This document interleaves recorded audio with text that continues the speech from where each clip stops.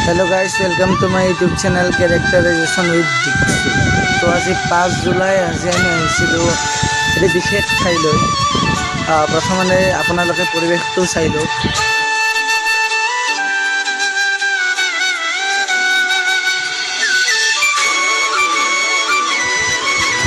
সঁচাকৈ সৰ্থেবাৰীত অৱস্থিত আমৰিখোৱা গাঁওখনৰ পৰিৱেশটো ইমানেই ধুনীয়া, ইমানেই ভাল লাগিছে।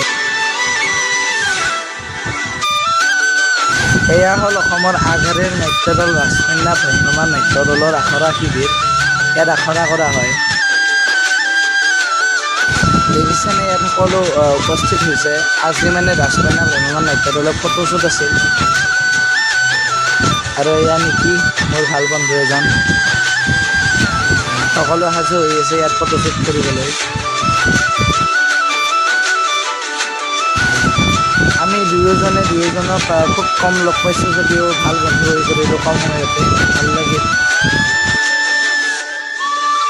আৰু আচলতে ৰাজকন্যা ভ্ৰাম্যমাণ নাট্য দলে প্ৰথম নাট্যবৰ্ষত ৰাইজৰ সঁচাকৈ বিপুল সঁহাৰি লাভ কৰিছিল। মৰমৰ খং নাটখনে ৰাইজৰ মাজত খুব জনপ্ৰিয় হৈ পৰিছিল।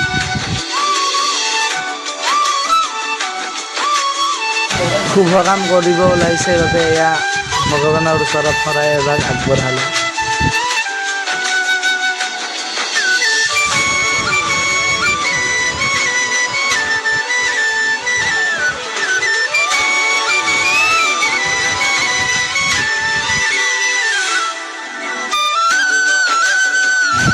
এক ঘণ্টাৰ পিছতে ময়ো মোৰ ফটোশ্বুটখিনি কৰিলোঁ। 2026-27 দ্বিতীয় নাট্যবৰ্ষৰ বাবে এটি নতুন ৰূপত দেখা পাব।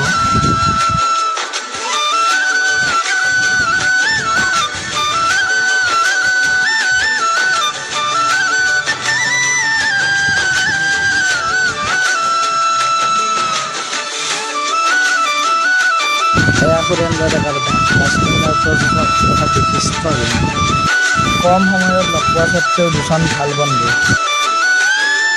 এনেকৈ দ্বিতীয় বৰ্ষৰ বাবে সাজু অসমৰ আগশাৰীৰ ভ্ৰাম্যমাণ নাট্য দল ৰাজকন্যা ভ্ৰাম্যমাণ নাট্য দল।